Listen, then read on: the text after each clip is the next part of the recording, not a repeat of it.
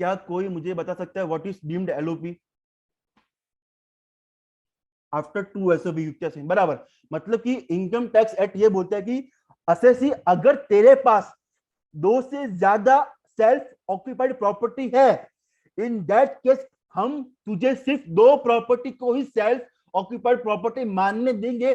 बाकी जो प्रॉपर्टी बच गई हम उसको ये मान लेंगे कि आपने वो प्रॉपर्टी भाड़े पे दे दी है। आपने दिया नहीं है बट हम मान रहे हैं। इसको बोलते हैं deem to be let out property. मतलब पहले प्रॉपर्टी थी लेट आउट प्रॉपर्टी जो आपने भाड़े पे दे दिया, एक्चुअल में टैक्सेबल है। दूसरा है सेल्फ ऑक्यूपाइड प्रॉपर्टी, जो आपके पास प्रॉपर्टी तो है बट आपने उसको भाड़े पे नहीं दिया, आप उसको अपने लिए यूज कर रहे हो।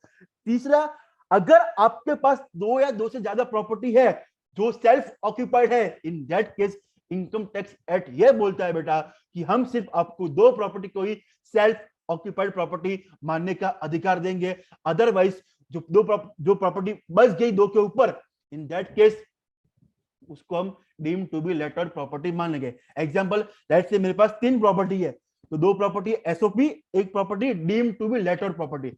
अरे यस और नो? Yes sir, perfect. आगे बढ़े? यस सर, बढ़िया आगे। अब तो अब तक हमने दो पॉइंट डिस्कस किए। एक तो आपका चार्जिंग सेक्शन क्या बोलता है, there should be house property. House property मतलब बिल्डिंग या land, upper tenant there to.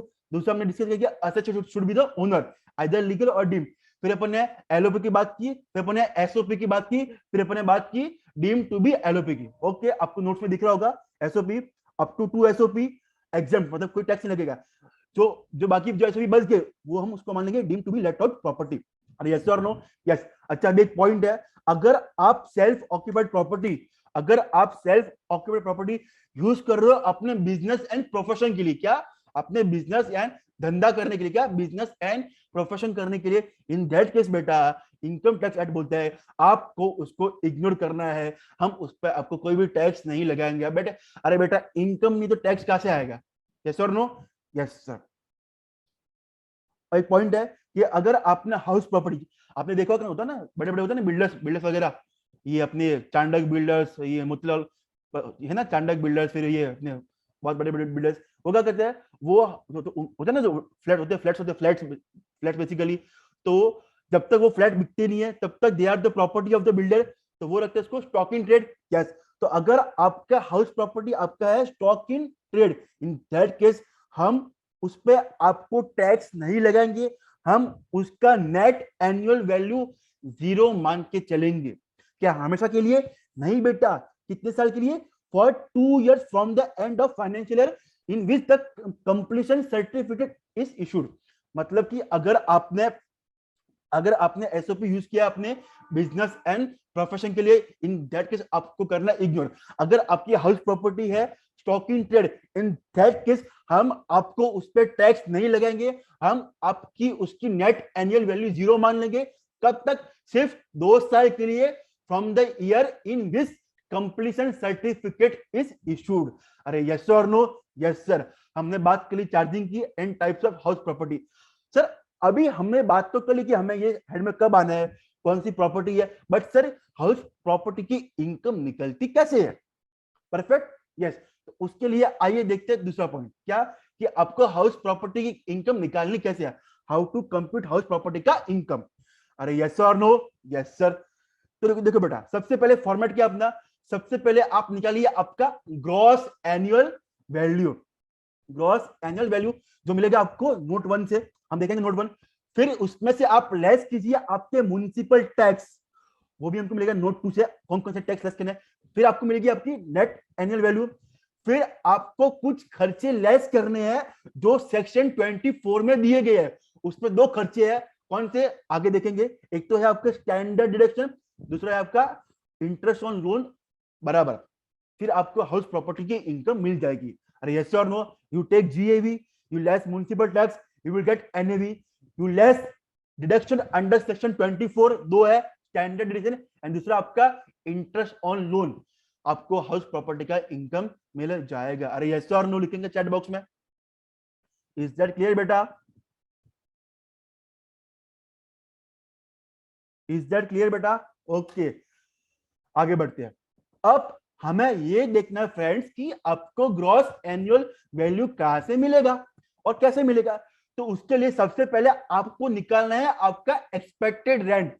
क्या एक्सपेक्टेड रेंट मतलब इनकम टैक्स एक्ट बोलते हैं कि हमारे अनुसार एक्सपेक्टेड रेंट क्या हो सकता है। तो देखो एक्सपेक्टेड रेंट के लिए आपको म्युनिसिपल वैल्यू और आपको फेयर रेंट को कंपेयर करना है। उसमें से जो भी हायर है आपको वो लेना है subject to maximum of standard rent. देखो बेटा, first to calculate expected rent.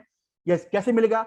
या तो म्युनिसिपल वैल्यू या फिर आपका फेयर रेंट, इसमें से जो भी हायर है वो, but subject to maximum of standard rent. Yes, फिर आपको निकालना है आपका actual rent. Sir actual rent मतलब जो आपको रेंट मिला, मतलब कि जो रेंट मिला प्लस जो रेंट मिलने वाला है एंड लेस जो रेंट नहीं मिला, मतलब rent received plus rent receivable and less unrealised rent बराबर। फिर क्या करना है आपको? आपको एक्सपेक्टेड रेंट एंड आपको एक्चुअल रेंट को कंपेयर करना है। उसमें से जो भी हायर है, जो भी ज्यादा है, वो आपका जीएवी बन जाएगा एंड आपको जीएवी मिल गया। इतना आसान है? अरे यस सर, यस सर। देखो बेटा, यू कंपेयर एक्सपेक्टेड रेंट। उसके लिए आपको चाहिए म्युनिसिपल वैल्यू। आप म्युनिसिपल वैल्यू और आप किसको? फेयर रेंट को कंपेयर कीजिए। जो भी ज्यादा है आप वो लीजिए बराबर। उसके बाद आपको निकालना है एक्चुअल रेंट। कैसे मिलेगा? एक तो जो रेंट आपको आ गया प्लस जो आने वाला है लेस जो रेंट नहीं आया बराबर। उसके बाद आपको एक्सपेक्टेड रेंट और आपको एक्चुअल रेंट को कंपेयर करना है। जो भी हायर रहेगा वो आपका जीएवी बन जाएगा। यहाँ पे कुछ टर्म्स आए। फेयर रेंट, फेयर रेंट का मतलब होता है rent of similar property in same locality. अगर आपकी प्रॉपर्टी कोई पर्टिकुलर एरिया में, इन दैट केस वो एरिया में प्रॉपर्टी का भाव क्या चल रहा है। फिर आता है आपका म्युनिसिपल वैल्यू, मतलब जो है ना बीएमसी, म्युनिसिपल रिकॉर्ड्स के अंदर उस प्रॉपर्टी की वैल्यू कितनी आती है। यस और नो? इज दैट क्लियर बेटा? इज दैट क्लियर बेटा? आगे बढ़े। ओके, अब हम बात करेंगे, हमने ग्रॉस एनुअल वैल्यू की बात कर ली, कैसे मिलेगा। अब हम बात करेंगे कि आपको म्युनिसिपल टैक्स का खर्चा माइनस करना है। बट सर म्युनिसिपल टैक्स में कौन कौन से टैक्स आएंगे? तो चलिए दोस्तों शुरुआत करते हैं म्युनिसिपल टैक्स को पढ़ने की।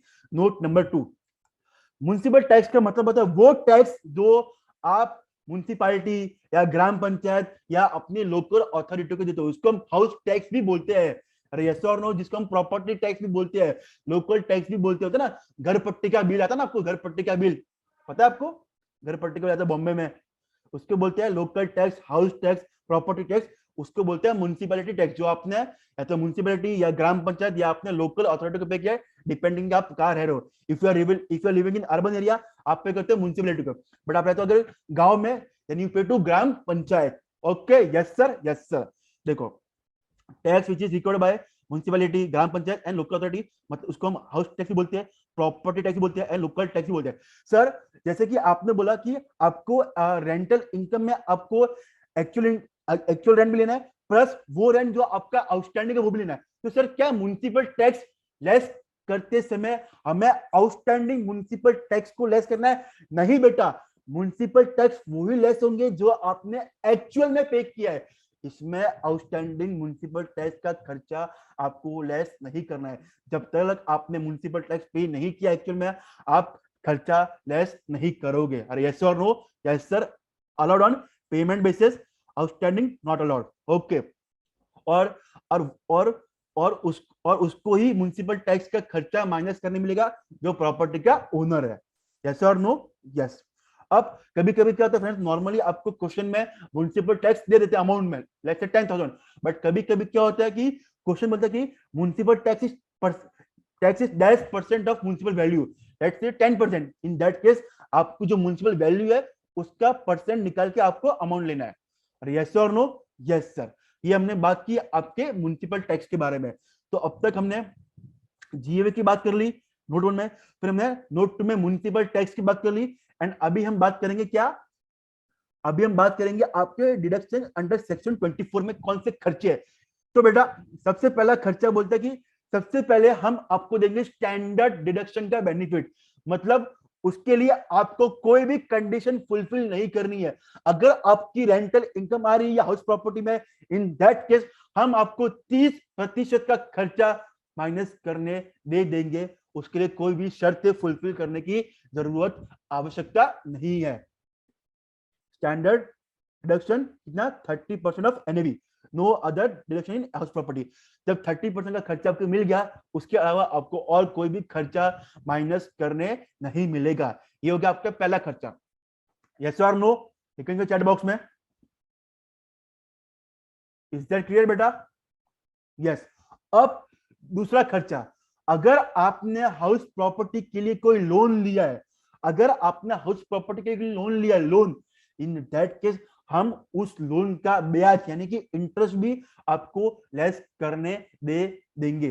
अब सवाल उठता है सर, जैसे कि आपने रेंटल इनकम में अपना आउटस्टैंडिंग ले लिया, म्युनिसिपल टैक्स में अपना आउटस्टैंडिंग नहीं लिया, तो क्या सर इंटरेस्ट में आपको आउटस्टैंडिंग लेना है? यस बेटा, अगर आपने लोन लिया है in that case actual interest तो आपको लेस करने मिलेगा मिलेगा, साथ में वो इंटरेस्ट जो आउटस्टैंडिंग है वो भी आपको लेस करने मिलेगा। शर्त ये है कि अगर वो इंटरेस्ट जो है वो आपने रिपेयर के लिए, कंस्ट्रक्शन के लिए या रिनोवेशन के लिए पे किया है। अरे यस और नो? Yes sir. नजरे सबकी स्क्रीन के ऊपर सेक्शन 24 अपन पढ़ रहे हैं। Okay 24 B, yes sir, interest on borrowed capital paid allowed है, आउटस्टैंडिंग भी अलाउड है, only when taken for repair construction and renovation. Okay, अब कुछ पॉइंट्स है बेसिकली। करंट ईयर का इंटरेस्ट मतलब इंटरेस्ट और previous year of completion of construction and afterwards, बराबर। सर ये इंटरेस्ट कैसे निकलेगा? जो भी आपका अमाउंट है multiply by rate of interest, yes और नो? Yes sir. एक चीज होती है प्री कंस्ट्रक्शन इंटरेस्ट। क्या? Pre construction interest. What is pre construction interest? लिखेंगे चैट बॉक्स में। प्री कंस्ट्रक्शन का इंटरेस्ट मतलब क्या होता है बेटा? चैट बॉक्स में आपके आंसर का मैं वेट कर रहा हूं, जो भी आपको पता है जितना भी। आई नो हाउस प्रॉपर्टी सबका फेवरेट टॉपिक है, सिंपल भी है, लिखेंगे चैट बॉक्स में। What is pre construction interest? क्या होता है? हाउस बनने से पहले का इंटरेस्ट। ओके,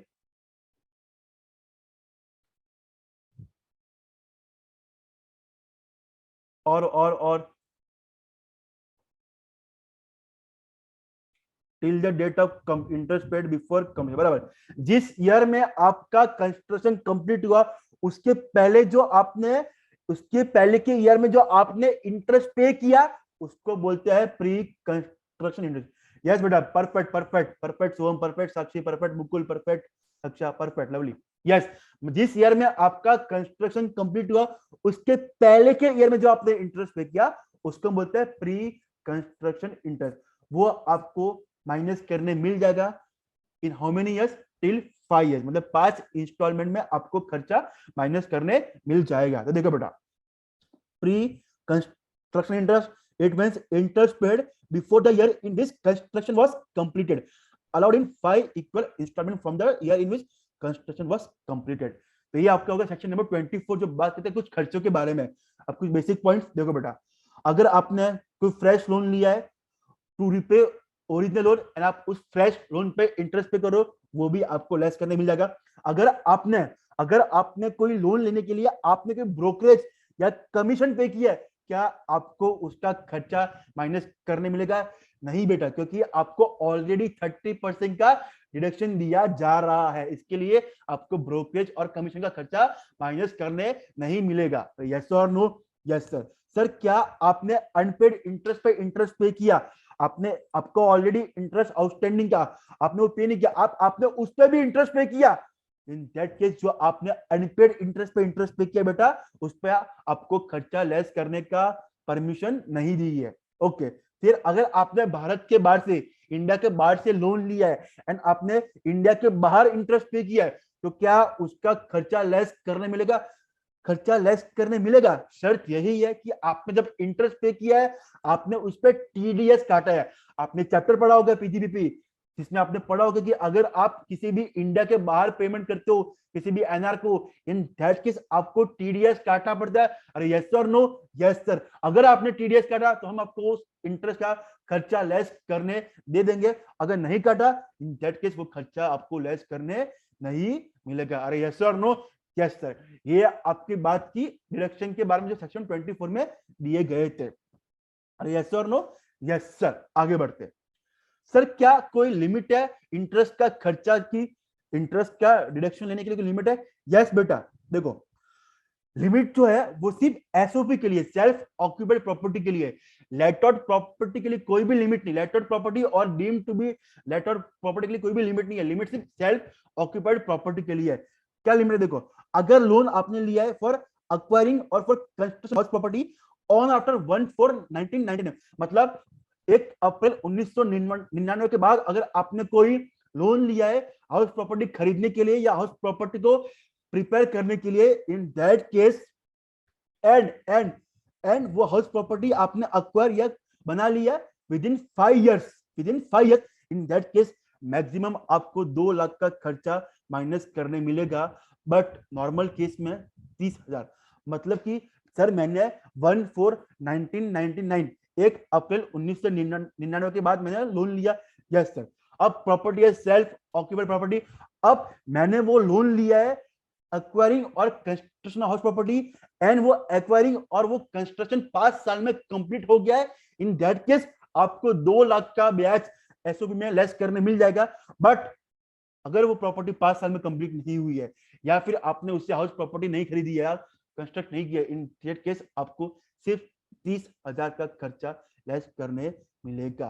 अरे यस और नो? Yes sir. अब जो लिमिट है 2,30,000 की, वो सारे एसओपी के लिए है। रिपीट करूं? ओके बेटा। अगर आपने 1/4, हम बात कर रहे हैं कि अगर आपने कोई इंटरेस्ट पे किया है, क्या उसके उस इंटरेस्ट का खर्चा लेने के लिए कोई लिमिट है कि नहीं है? उसकी लिमिट है। लिमिट सिर्फ सेल्फ ऑक्यूपाइड प्रॉपर्टी के लिए है, लेटआउट प्रॉपर्टी के लिए नहीं है। लेटआउट प्रॉपर्टी में आप कितना भी इंटरेस्ट का रिडक्शन ले सकते हो। अगर आपने 1/4/1999 के बाद कोई लोन लिया है फॉर आइदर अक्वायरिंग और for construction house property, and वो अक्वायरिंग और वो कंस्ट्रक्शन 5 साल में कंप्लीट भी हो गया, इन दैट केस आपको 2 लाख का इंटरेस्ट लेस करने मिल जाएगा एसओपी में। बट अगर कंप्लीट नहीं हुआ 5 साल में, या फिर आपने हाउस प्रॉपर्टी को कंस्ट्रक्ट या अक्वायर नहीं किया, तो आपको 30,000 का ही खर्चा लेस करने मिलेगा एसओपी के अंदर in the form of interest. अरे यस और नो? Yes sir. आगे बढ़ू मैं? कैन आई गो अहेड बेटा? ओके। अब एक बात है कि फ्रेंड्स कभी कभी क्या होता है कि आपने प्रॉपर्टी तो दी थी भाड़े पे, ठीक है, कभी कभी कुछ प्रॉपर्टी होती है वेकेंट प्रॉपर्टी, लाइक मतलब आपको प्रॉपर्टी है, आपने लेट्स से 6 मंथ के लिए भाड़े पे दिया, बाकी जो 6 मंथ बच गए उस पर कोई भाड़े पे दिया नहीं आपने, या कोई रहने पे आया ही नहीं, इन दैट केस सर क्या उसमें भी हाउस प्रॉपर्टी में टैक्स लगेगा? इसके लिए आता है concept of vacancy. Concept of vacancy बात करते हैं कि अगर कोई प्रॉपर्टी कुछ समय के लिए वेकेंट है, लेट्स से आपने प्रॉपर्टी दी 8 मंथ्स के लिए रेंट पे, अब बाकी जो 4 मंथ्स बच गए वो 4 मंथ्स के लिए प्रॉपर्टी क्या है? वेकेंट है, उससे कोई रेंटल इनकम नहीं आ रही है, इन दैट केस उसका भी अलग ट्रीटमेंट है। आइए देखते हैं। अगर आपका एक्सपेक्टेड रेंट एक्चुअल रेंट से कम है या उतना है, in that case actual rent will be, क्या बोला? अगर आपका expected rent is less than और equal to actual rent plus vacant rent, in that case actual rent will be GAV. अगर आपका expected rent is more than actual rent plus vacant rent, in that case expected rent will be GAV. अरे yes और no? Friends हम बात करें concept of vacancy के बारे में। कंसेप्ट ऑफ वैकेंसी का मतलब होता है कि लेट्स से आपके पास भी प्रॉपर्टी है, आपने प्रॉपर्टी भाड़े पे चढ़ाई लेट्स से 8 मंथ्स के लिए, अब 4 मंथ्स के लिए प्रॉपर्टी वेकेंट है, उससे कोई भी आपको रेंटल इनकम नहीं आ रही है, इसको बोलते हैं वैकेंसी का कंसेप्ट। इन दैट केस उसका ट्रीटमेंट इनकम टैक्स एक्ट अलग बोलता है। क्या बोलते हैं कि अगर आपका expected rent is less than और equal to actual rent plus vacant rent, then actual rent will be आपका जीएबी, बराबर। अगर आपका expected rent is more than actual rent plus vacant rent, then actual rent will be GAV. Are yes or no clear है? Is that clear बेटा? ये आपको MCQ में ऐसा दे पढ़ने कंसेप्ट ऑफ वैकेंसी वाला। Okay, let's move ahead. Okay, अब हम बात करेंगे फ्रेंड्स आपके, सर आपने एक चीज बोली थी कि जब भी आप एक्चुअल रेंटल इनकम लोगे तो आपको जो आपको रेंट आया वो प्लस जो रेंट आउटस्टैंडिंग है वो लेस जो रेंट नहीं आया, मतलब अनरियलाइज रेंट, मतलब अनरियलाइज रेंट को आपको लेस करना है। यस, बट आपको वो लेस करने तभी मिलेगा जब आपने कुछ कंडीशन को सेटिस्फाई कर दी है। बेटा what do you mean by unrealised rent? Can anyone tell me chat box unrealised rent का मतलब क्या होता है? अरे यस, बोलो बेटा बेटा, अनरियलाइज रेंट का मतलब क्या होता है बेटा? आउटस्टैंडिंग। ओके,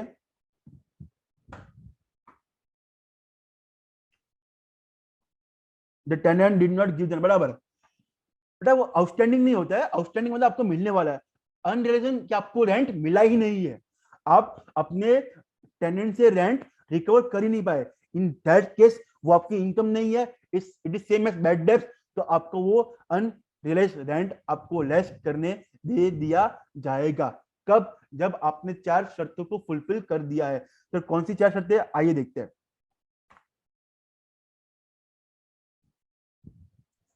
देखो, मतलब क्या, rent which is not recovered by owner from the tenant, it is like bad डेब्ट। ओके, ये आपको लेस करने तभी मिलेगा, आपको आपको इसका डिडक्शन तभी मिलेगा जब आपने 4 शर्तें फुलफिल कर दिया। कौन सी? टेनेंसी इज बोनाफाइड, बराबर। What do mean by bona fide? What do mean by bona fide? Bona fide का मतलब क्या होता है बेटा? बोनाफाइड का मतलब true. Okay, you can saying true, it in good faith, बराबर, perfect, true, good faith, trust, yes और नो? Yes sir. दूसरा, टेनेंट ने वो प्रॉपर्टी को वेकेट करा दिया। क्या? वेकेट, जो बंदा उस प्रॉपर्टी में रह रहा था उसने वो प्रॉपर्टी खाली कर दिया। दूसरा, tenant should not occupy any other house property of same. Let's say मेरे पास 2 प्रॉपर्टी है, एक प्रॉपर्टी है बोरीवली में, एक प्रॉपर्टी है अंधेरी में। पीपल फ्रॉम मुंबई नो बोरी, what is Borivali and Andheri? Yes और नो? Yes sir. एक प्रॉपर्टी है बोरीवली में, एक प्रॉपर्टी है अंधेरी में। अब मैंने एक प्रॉपर्टी दी भाड़े पे आयुष को, ठीक है, बोरीवली की प्रॉपर्टी। अब आयुष ने मुझे 1 साल तक उसका रेंट पे नहीं किया।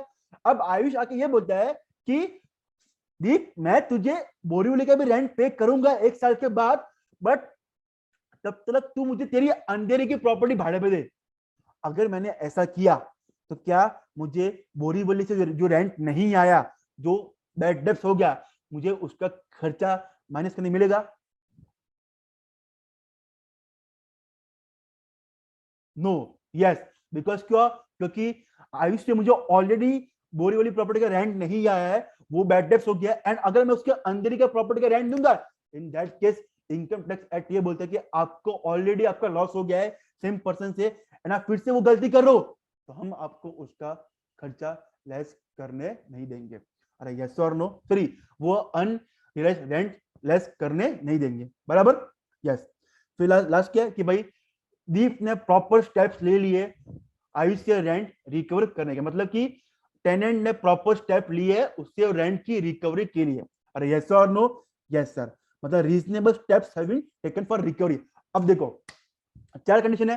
पहला, सब लिखेंगे चैट बॉक्स में keyword what is, it should be bona fide. दूसरा, प्रॉपर्टी वेकेट कर दी है। तीसरा, should not occupied other property of same city. And चौथा, reasonable steps have been taken to recover the property. अरे यस और नो? Yes sir. अब एक पॉइंट है कि अगर आपको कोई रेंट है आउटस्टैंडिंग, क्या अरियर्स, अरियर्स, उसका मतलब होता है कि रेंट अंडर डिस्प्यूट, मतलब आपस में दोनों पार्टी का चल रहा है, कोर्ट में केस चल रहा है बेसिकली कि भाई रेंट पे करना है कि रेंट पे नहीं करना है। अरे यस और नो? Yes sir. बट कभी कभी फ्रेंड्स क्या होता है, आयुष के अंदर आ गई आत्मा, बोला नहीं मुझे दीप का नुकसान करना नहीं है, अब मैं दीप को बोरीवली का रेंट पूरा का पूरा पे करूंगा। उसने मुझे 2 साल के बाद पे किया। क्या? 2 साल के बाद। अब कहने से मुझे पहले मैंने बोरीवली का रेंट को लेस कर दिया था in the form of unrealised rent, yes और नो? Yes sir. अब मुझे वो रेंट फिर से रिकवर हो गया आयुष से, यस।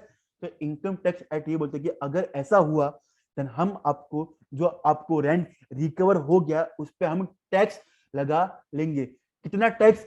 जितना आपको, जितना हमने पहले आपको डिडक्शन दिया था। क्या बोल रहा हूं मैं? किस, अच्छा पहली बात तो ये किस ईयर में होगा टैक्सेबल? सर उस ईयर में जिस ईयर में आपको अन रियलाइज रेंट की रिकवरी होगी। अरे यस और नो? यस। और कितना टैक्सेबल होगा? जितना आपको रिकवर हुआ अमाउंट इनटू 70%। सर ये 70% क्या? ये बोलता है कि हम आपको 30% का स्टैंडर्ड डिडक्शन दे देंगे। फिर भले ही आपने कोई भी स्टेप लिया हो, आपके कोई भी खर्चे हुए हो, उसको हम इग्नोर करेंगे, हम आपको सिर्फ 30% का डिडक्शन दे देंगे। अरे समझा के नहीं समझा? Yes sir. ओके तो देखो बेटा, section 25A, recovery of unrealise rent and arrear of rent. Okay, उस ईयर में टैक्सेबल, जिस ईयर में आपको रेंट की रिकवरी हुई, बराबर टैक्सेबल अमाउंट कितना होगा? जितना रिकवर हुआ इनटू 70%, देखिए 30% का आपको स्टैंडर्ड डिडक्शन मिल जाएगा। परफेक्ट है? Yes sir. आगे बढ़ू सर? बढ़िए। ओके, अब एक चीज होती है कि लेट्स से आपके पास एक प्रॉपर्टी है, लेटर प्रॉपर्टी, वो आपने पार्टली दे दी भाड़े पे एंड पार्टली भाड़े पे नहीं दी। उसको बोलते हैं concept of partly let out property. मतलब आपने प्रॉपर्टी पूरी भाड़े पे नहीं दी है, आपने उसके कुछ पार्ट दे दिए भाड़े पे। In that case income tax act उसको बोलता है, इसको बोलते हैं concept of partly let out property. क्या बोलते हैं? Concept of partly let out property. Yes. तो in that case income tax act बोलते हैं कि आपको चेक करना है क्या वो एरिया वाइज लेट आउट किया है या time wise. Sir example, let's say मेरे पास एक प्रॉपर्टी है 1000 स्क्वायर फीट की, कितनी? 1000 स्क्वायर फीट की। अब मैंने उसमें से 500 स्क्वायर फीट मुकुल को दे दिया किस पे? भाड़े पे। और 500 स्क्वायर फीट मैं खुद यूज कर रहा हूं। मतलब सर आपने सिर्फ 500 स्क्वायर फीट भाड़े पे दी, तो मतलब कि आपने सिर्फ प्रॉपर्टी को पार्टली पार्टली लेट आउट किया, कंप्लीटली नहीं किया। इन दैट केस आपको प्रॉपर्टी इसको बोलते हैं एरिया वाइज। अब लेट्स से मेरे पास एक प्रॉपर्टी है, लेटर प्रॉपर्टी। अब मैंने उसको 6 मंथ के लिए भाड़े पे दिया मुकुल को, एंड 6 मंथ मैं अपने लिए यूज कर रहा हूं। ये क्या हो गया? Time wise. अरे यस और नो? Yes sir. तो दो होते हैं, area wise and time wise. Let's see the content. क्या बोला कि if some area of house is let out and some is self occupied, then let out portion is treated as LOP and SOP is treated as SOP. In this case, municipal value, fair rent, standard rent, municipal tax, interest on loan should be divided between SOP and LOP. मतलब कि simple सी बात है, अगर आपकी letter property partly है, partly letter partly SOP है, in that case जो भी चीजें होगी, आपका म्युनिसिपल वैल्यू, आपका फेयर रेंट, आपका स्टैंडर्ड रेंट, आपका म्युनिसिपल टैक्स, आपका इंटरेस्ट ऑन लोन, वो भी दोनों में आपस में बट जाएगा। बराबर? कैसे बटेगा? Area wise. अब मेरे केस में क्या था? 500। Yes sir. बराबर? ओके। अब क्या बोला? एक्चुअल, अब देखो एक्चुअली क्या, actual rent should never be divided because it is always for LOP. अरे कॉमन सेंस की बात है, आपको रेंट कब मिलता है? जब आपने प्रॉपर्टी दी भाड़े पे। अब मैंने सिर्फ 500 स्क्वायर फीट दिया भाड़े पे, तो मुझे रेंट भी सिर्फ 500 स्क्वायर फीट का मिलेगा। यस। तो क्या मैं वो रेंट को एसओपी में भी डिवाइड करूंगा? नहीं, बिकॉज एसओपी में फ्रेंड्स कभी भी रेंट की इनकम आती नहीं है, वो तो आप अपने खुद के लिए यूज करते हो। इसके लिए आप सब चीजें को डिवाइड करोगे, सब चीजों का बंटवारा करोगे, बट आप एक्चुअल रेंट का डिवाइड बाइफर्केशन नहीं करोगे। अरे यस और नो? Yes sir. अब एक चीज होती है टाइम वाइज। मतलब आपने 6 मंथ के लिए आपने लेट आउट किया एंड 6 मंथ के लिए आपने किया एसओपी, इसको बोलते हैं टाइम वाइज। देखो, if property is let out for some period and SOP for some period, then it is treated as letter property only irrespective of the period, even if for one day. अरे ये आपने कुछ note किया? आप सो रहे हो? Are you sleeping? मैंने आपको कुछ चीजें गलत बोली है, आपने ध्यान दिया? मैंने कुछ चीजें पे गलत बोली है, क्या आपने ध्यान दिया? I have told something wrong over here. Hello? तो आपने क्या ध्यान दिया कि मैं बताऊंगा तो मैं ही बोलता? चलो, I think you are sleeping. ठीक है चलो। अगर अगर अगर प्रॉपर्टी का कुछ पार्ट लेट आउट है, कुछ पार्ट है सेल्फ ऑक्यूपाइड, ठीक है, on the basis area, in that case हम कुछ पार्ट को मानेंगे एसओपी, कुछ पार्ट को मानेंगे एलओपी। ये बात होती है एरिया वाइज। बट जब बात होती है टाइम वाइज, क्या time wise, in that case भले ही आपने 6 मंथ के लिए लेट आउट किया और 6 मंथ के लिए एसओपी है, in that case income tax act ये बोलता है कि हम पूरे के पूरे साल के लिए एलओपी मान लेंगे। मतलब बेटा टाइम वाइज में आपको पार्टली का बेनिफिट नहीं मिलता है। अरे यस और नो? यस बेटा, टाइम वाइज डिवाइड नहीं होगा, डायरेक्ट एलओपी ट्रीट करेंगे। Perfect Ayush, perfect perfect. Perfect, lovely, yes yes, सही है। मतलब कि सिर्फ एरिया वाइज में डिवाइड होगा, टाइम वाइज में डिवाइड नहीं होगा। टाइम वाइज में तो हम उसको एलओपी मान लेंगे, भले आपने 1 घंटे के भी किसी प्रॉपर्टी भाड़े पे दी हो। ओके, ये वो आपका concept of late out property है। अरे यस और नो? Yes sir. एक चीज होती है को ओनरशिप। क्या होती है? को ओनरशिप। बेटा व्हाट इज को ओनरशिप? व्हाट इज को ओनरशिप बेटा? बेटा को ओनरशिप क्या होती है, पता ही होगा।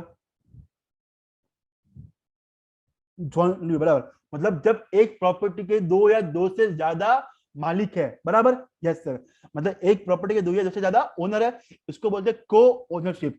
तो अगर कोई प्रॉपर्टी ऐसी है जो लेट आउट प्रॉपर्टी, क्या लेट आउट प्रॉपर्टी, एंड उसके दो या दो से ज्यादा के ओनर है, in that case income tax act यही बोलते हैं कि हम तो यही मान के इनकम कंप्यूट करेंगे कि उसका एक ही ओनर है, एंड जो इनकम आ गई आप उस ओनर को, आप उन ओनर में आपस में डिवाइड कर देना।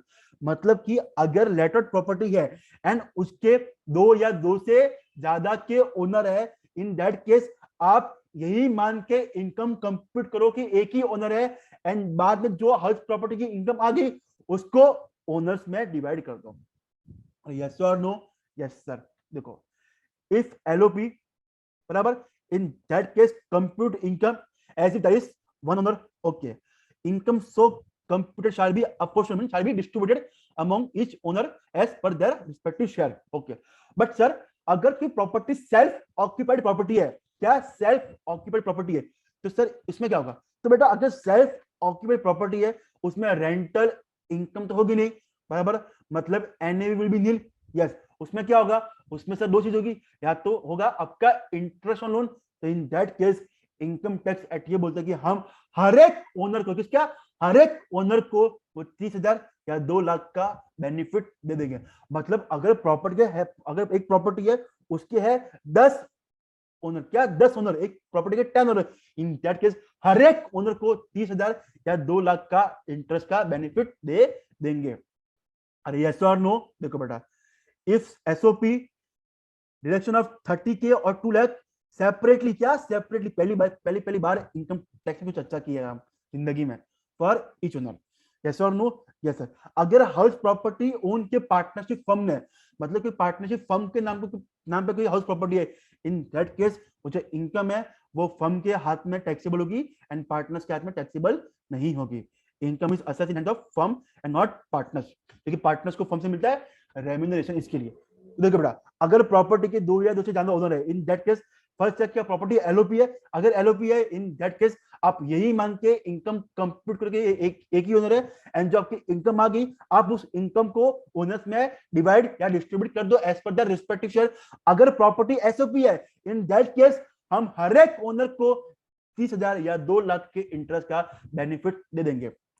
अगर प्रॉपर्टी ओन की किसी पार्टनरशिप फर्म है, क्या किसी पार्टनरशिप फर्म है, इन दैट केस वो इनकम जो होगी हाउस प्रॉपर्टी वो पार्टनरशिप फर्म के हाथ में टैक्सेबल होगी, not in the hands of partners. ये हमने बात की आपके को ओनरशिप की। यस और नो? Yes sir. अब बात करते हैं हम आपके डीम्ड ओनर की। क्या? डीम्ड ओनर, मतलब ये ओनर नहीं है बट इनकम टैक्स एक्ट उसको मान रहा है कि ओनर है। अरे बच्चा, कल अपन एक चैप्टर किया था, चैप्टर क्लबिंग, पता है, याद है clubbing? I think voice is proper ना? क्या मेरी आवाज प्रॉपर आ रही है सबको? Okay, I think Gunjan there is issue from your side, Gunjan को आई थिंक प्रॉपर नहीं आ रही। ओके बेटा, कल अपन एक चैप्टर पढ़ा, चैप्टर क्लबिंग ऑफ इनकम, कि उसमें पढ़ा था अगर अगर कोई भी, अगर किसी भी पर्सन ने अपने स्पाउस को कोई प्रॉपर्टी ट्रांसफर की है, बराबर, या तो विदाउट एनी कंसीडरेशन या फिर at inadequate consideration, in that case उसकी इनकम को हम उस ट्रांसफर के हाथ में टैक्सेबल कर देंगे। सेम कंसेप्ट यहाँ पे भी आता है कि अगर किसी इंडिविजुअल ने कोई हाउस प्रॉपर्टी अपने स्पाउस को ट्रांसफर की है, अपनी पत्नी या पति को, यस और नो?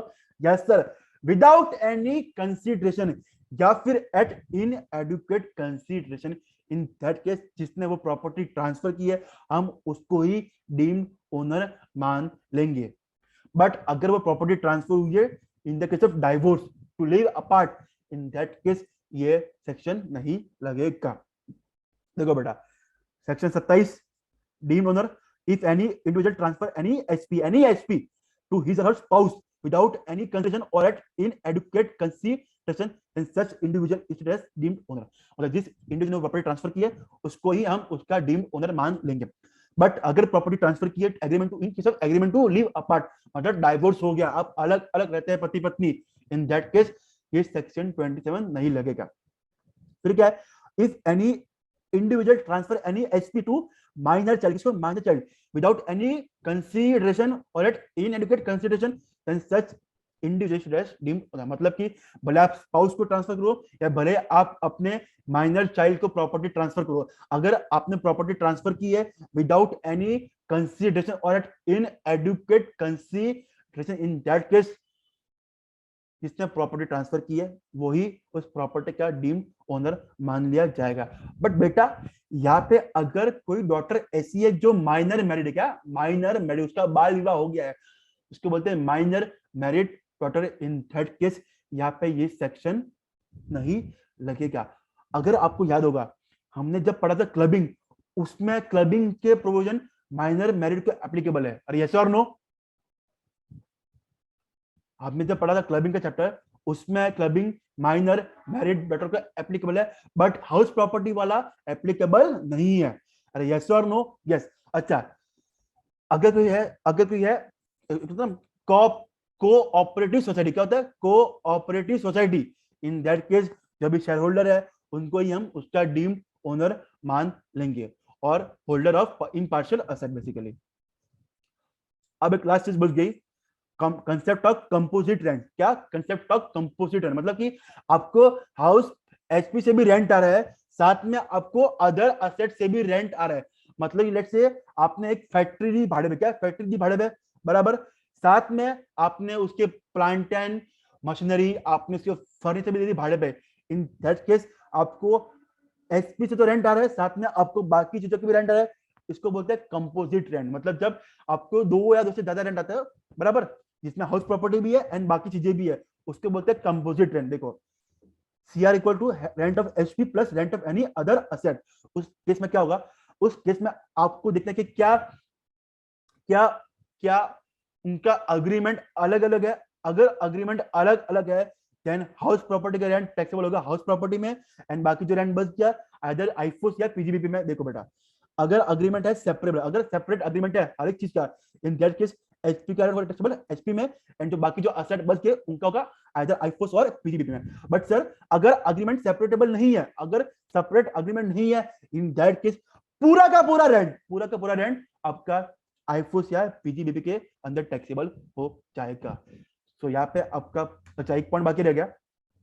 ओके, अब देखो, अगर latter property is not feasible without any other set, then total rent is taxable under the head PGBP. मतलब कि अगर आपने अगर आपने एक लेटर प्रॉपर्टी दी भाड़े पे, साथ में वो प्रॉपर्टी यूज करने के लिए भी बाकी असेट की रिक्वायरमेंट है, इन दैट केस वो पूरा का पूरा रेंट आपका पीजीबीपी या आईफोस में टैक्सेबल हो जाएगा, भले ही आपने लेटर प्रॉपर्टी भाड़े पे क्यों ना दी हो. तो मतलब कि अगर आपका अग्रीमेंट सेपरेट है, इन दैट केस जो आपका रेंट है एचपी का, वो एचपी के अंदर होगा टैक्सेबल. अगर आपका बराबर अगर अग्रीमेंट सेपरेट है तो, एंड बाकी जो रेंट बच गया वो होगा टैक्सेबल अंडर दैट आईएफएस और पीजीबीपी. बट अगर आपका अग्रीमेंट सेपरेट नहीं है देन पूरा का पूरा rent will be taxable under IFS और पीजीबीपी. यस और नो, यस सर. अगर आपने एचपी प्रॉपर्टी भाड़े पे दी लेटर प्रॉपर्टी, बट वो प्रॉपर्टी को यूज करने के लिए आपने कुछ असेट दिए भाड़े पे, मतलब बिना वो असेट बिना वो चीजों के आप वो प्रॉपर्टी यूज कर ही नहीं पाओगे, इन दैट केस पूरा का पूरा रेंट टैक्सेबल हो जाएगा आपका आईफोस और पीजीबीपी के अंदर. अरे यस और नो, यहाँ पे आपका इनकम फ्रॉम हाउस प्रॉपर्टी का हेड होता है समाप्त. क्लियर है बेटा? देखेंगे चैट बॉक्स में,